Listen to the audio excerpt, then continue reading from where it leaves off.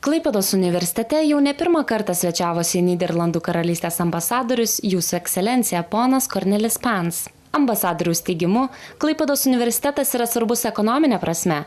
Universitetui svarbu suaktyvinti ne tik ekonominius procesus, bet ir tyrimus mokslinėse institucijose.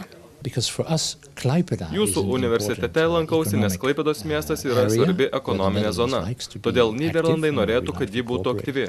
O pats universitetas yra moksliniais tyrimais pirmaujanti institucija.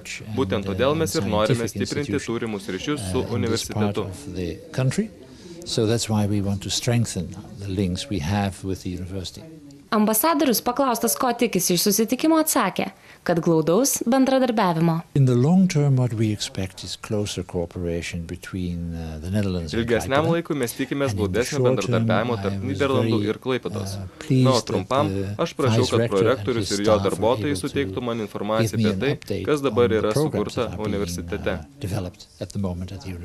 Susitikimo metu buvo peržvelgta bendradarbiavimo programa bei jos pakitimai.